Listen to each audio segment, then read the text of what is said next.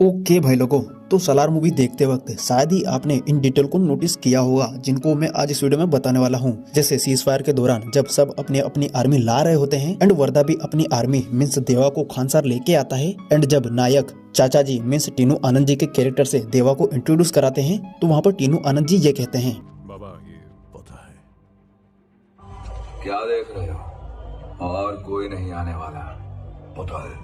उनका ये डायलॉग काफी सेंस भी बनाता है। याद करो मूवी का स्टार्टिंग का सीन जहाँ पर देवा खानसार छोड़ के जा रहा होता है, तब वहाँ पर चाचा जी वर्दा को ये कहते हैं, तुम्हें याद है या नहीं, लेकिन बचपन में तुम्हें एक कहानी सुनाता था। पर्शियन साम्राज्य के सुल्तान को चाहे कितनी भी मुश्किल क्यों ना आए, वो अपनी खूंखार सेना को बिना बताए सिर्फ एक को कहता था।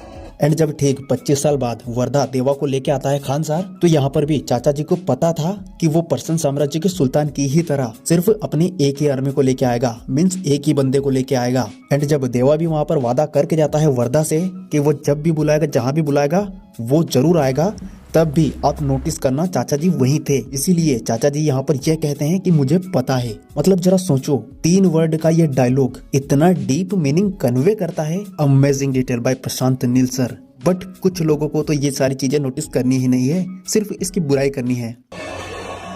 उसका नाम याद है काका। सो बढ़ते हैं अपनी नेक्स्ट डिटेल की तरफ।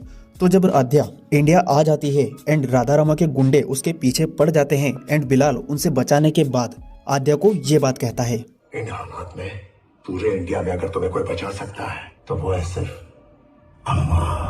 और अगर आप इस डायलॉग को डिकोड करो तो सही में आद्या को उन गुंडों से आमा ने ही बचाया था।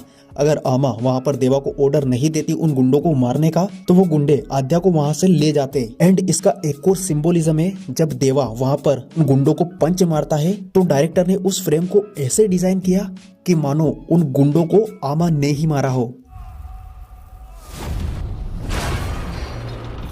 Wow, amazing detail. शायद इसको भी किसी ने नोटिस नहीं किया। सो बढ़ते हैं अपनी नेक्स्ट डिटेल की तरफ। एक्चुअली ये डिटेल नहीं, थ्योरी है। तो मेरी थ्योरी के अकॉर्डिंग अभी हमको इस मूवी के हिसाब से लग रहा है कि देवा और वर्दा पक्के दोस्त है। बट क्या हो मैं आपसे कहूँ कि ये दोनों दोस्त नहीं बल्कि अपने मतलब के लिए एक दूसरे का यूज कर रहे हैं। यकीन नहीं होता? जरा यहाँ पर देवा के एक्सप्रेशन को देखो। जब वर्दा उसको खानसार छोड़ने की बात कहता है तो देवा के एक्सप्रेशन को देखकर ऐसा लगता है कि मानो वो अंदर ही अंदर वर्दा से नफरत कर रहा हो। उसकी नजरों में और उसके होठों पर वो नफरत हमको दिख जाती है देवा के एक्सप्रेशन के जरिए।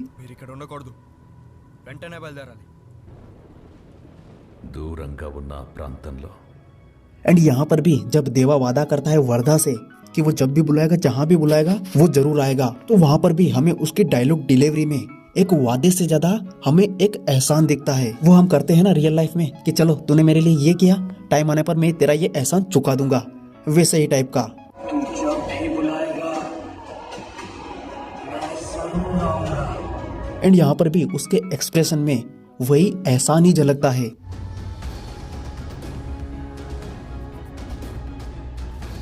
और मुझे तो ऐसा लगता है कि वर्दा ने जानबूझकर ही देवा को खानसार से दूर भेजा, क्योंकि वो जानता था कि देवा उस गद्दी का असली हकदार है एंड उसके रहते हुए वो उसका मालिक नहीं बन सकता। इसीलिए उसने उसको वहाँ पर बचा के उससे ये प्रॉमिस लिया ताकि टाइम आने पर वर्दा देवा का यूज करके ही उस गद्दी पर बैठ सके। एंड इसका मेरे पास एक और प्रूफ है, मूवी का लास्ट वाला सीन। यहाँ पर देवा के शौर्यांगा होने पर नायक, बिलाल सब लोग अचंभित हो जाते हैं कि ये तो शौर्यांगा है।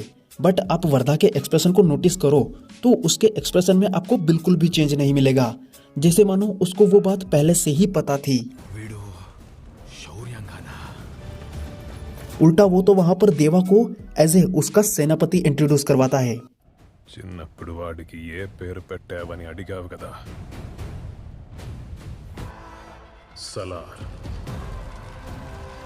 तो यहाँ पर मेरा मानना ये है कि वर्दा को ये सारी बातें पता थी, इसीलिए उसने ये सारी सिचुएशन क्रिएट करवाई ताकि टाइम आने पर वो देवा से ही उसका काम निकलवा सके। और ऐसा डायरेक्टर ने खुद भी कहा है कि कुर्सी के लिए यहाँ पर कुछ भी हो सकता है, like games of throne and Mahabharat की तरह। तो मेरा थोड़ा डाउट है इस वाली थ्योरी को लेकर।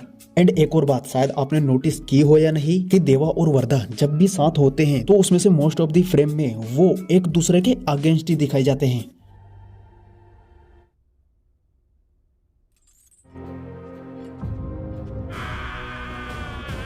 जैसे कि मानो वो एक दूसरे के राइवल हो। शायद डायरेक्टर ये हमें अर्लियर हिंट दे रहे हैं कि ये दोनों दोस्त नहीं बल्कि एक दूसरे के दुश्मन हैं। और आपको एक और सीन अगर याद है तो बिलाल जब वहां पर बात करता है इंटरवल वाले सीन में कि ये दोनों एक दूसरे के दुश्मन बन गए, तब भी आप देवा के एक्सप्रेशन को नोटिस करना, वहां पर भी उसको देखकर ऐसा लगता है कि मानो वो अंदर ही अंदर जल रहा हो।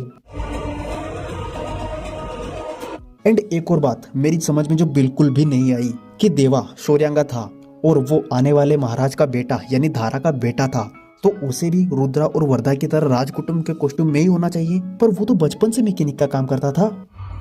ए देवा, बाबा ने बहुत काम दिया है, मैं नहीं आ सकता, अभी तो जा। तो ये कैसे पॉसिबल है यार? क्या ऐसा हो सकता है कि देवा भी पुष्पा की तरह धारा की नाजायज औलाद हो? अगर आपको इसके बारे में कुछ पता हो तो मुझे कमेंट्स में जरूर बताना। वैसे इस वाली वीडियो को हम यहीं तक रखेंगे एंड यहीं समाप्त करेंगे। Bye bye, see you soon, take care.